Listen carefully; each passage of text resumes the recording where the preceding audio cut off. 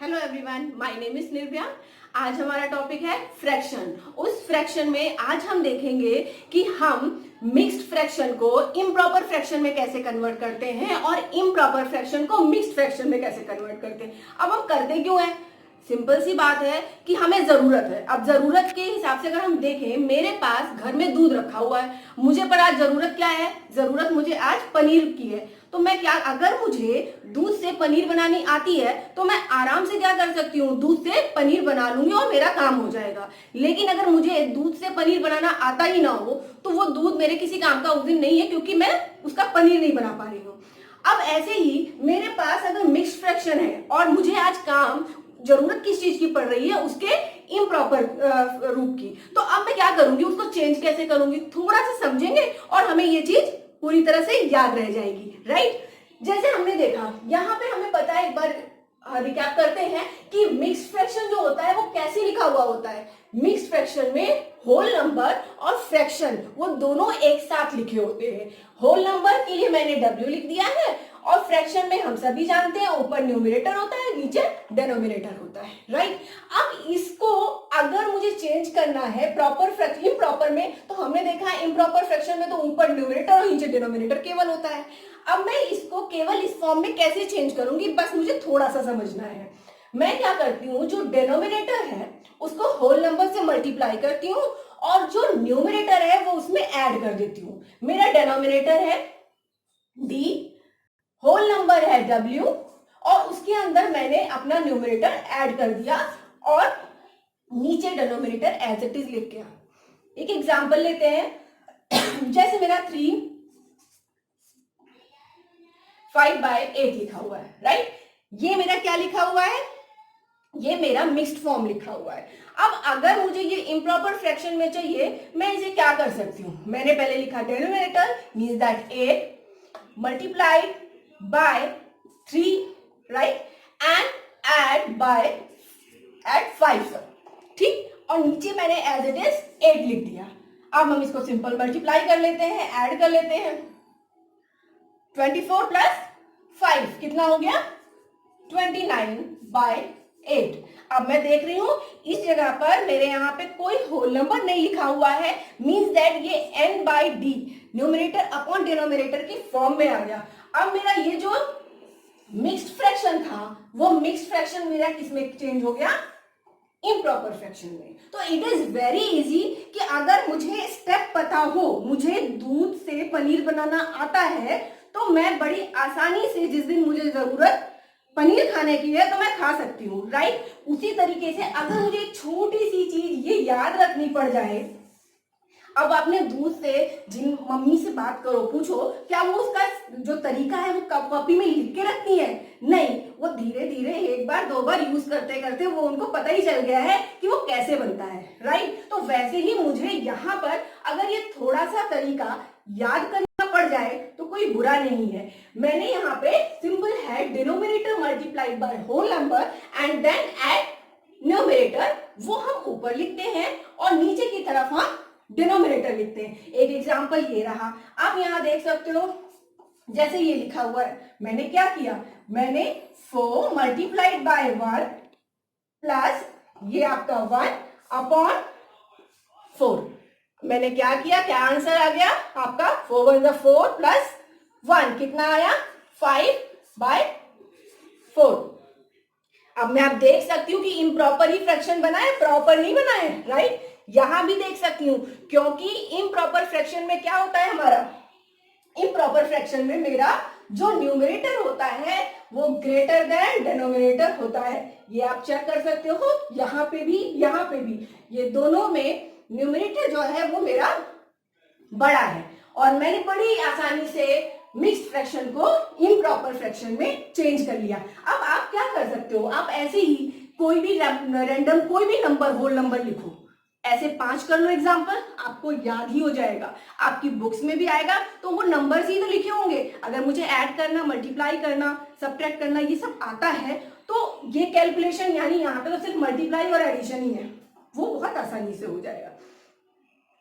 अब अगर यही चीज मुझे रिवर्स में करनी है, मतलब मिक्स्ड से मैंने इम्प्रॉपर करना तो सीख लिया, अब अगर मुझे आज जरूरत किसी और चीज की है, मान लिया इम्प्रॉपर से मुझे मिक्स्ड, अब मुझे इम्प्रॉपर से मिक्स्ड फ्रैक्शन में चेंज करना है, तो अब मैं क्या करूंगी, अब जैसे मैंने दूध से पनीर बनाने के लिए हमें एक आइडिया होता है कि हमें क्या करना है, उसी तरीके से अब यहाँ पे भी हम थोड़ा सा आइडिया लगा लेते हैं कि अगर मेरे पास कोई चीज मिक्स्ड फॉर्म में है, मेरे पास इम्प्रॉपर में है, बट मुझे वो अलग अलग चाहिए। अब जैसे कि एग्जांपल हम ले सकते हैं फ्रूट क्रीम का, उसमें फ्रूट भी है और क्रीम भी है। अब मुझे किसी वजह से अगर ये चाहिए कि मेरा फ्रूट अलग हो जाए, क्रीम अलग हो जाएगा, तो मैं क्या करूंगी, उसमें से फ्रूट्स की पीसेस निकाल के साइड कर लूं और क्रीम अलग हो गई। तो ये क्या हुआ, ये मेरी जरूरत थी, मैंने उसको इस तरीके से कर लिया।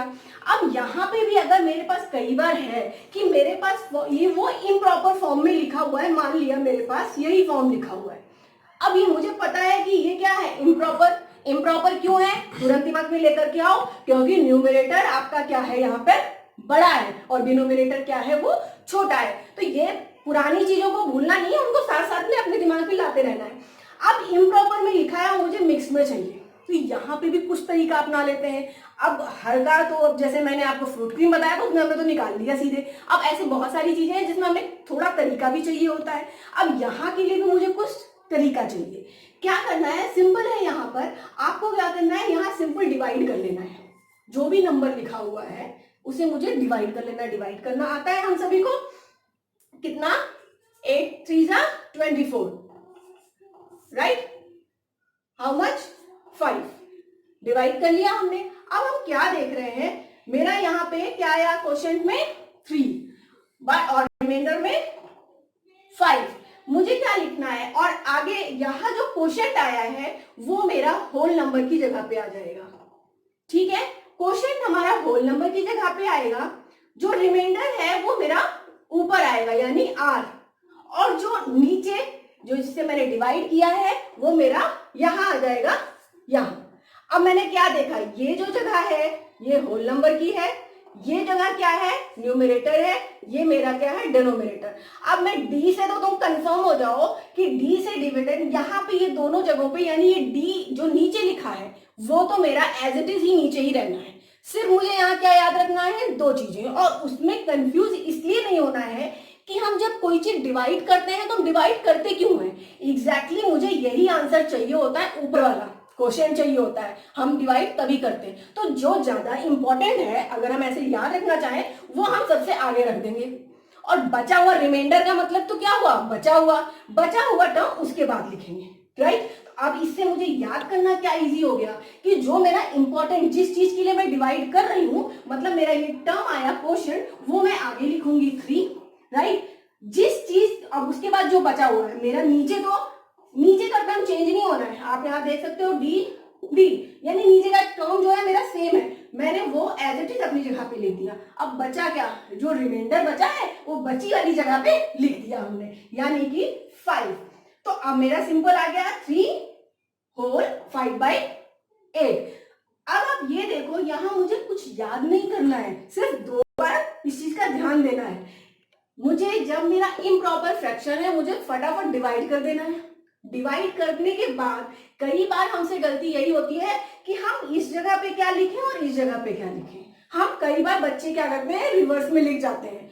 हम रिवर्स में नहीं लिखेंगे। अगर हम ये ध्यान रखें कि हम डिवाइड क्यों करते हैं, हमें क्वेश्चन चाहिए होता है, वैल्यू चाहिए होती है। जो हम डिवाइड करने के बाद मेन वैल्यू आई, उसको मेन को मुझे सबसे आगे लिख देना है, और उसके बाद जो आपका डिवाइड जिससे कर रहे हो वो एज इट इज अपनी जगह पे रहना है, वो चेंज नहीं होता है। और जो यहाँ पर आपका ऊपर की तरफ लिखा गया है वो बचा हुआ रिमाइंडर है, जो कि हमने एज इट इज लिख दिया। अभी आपका एक एग्जांपल जैसे हमने पहले भी किया, अभी 5/4 था।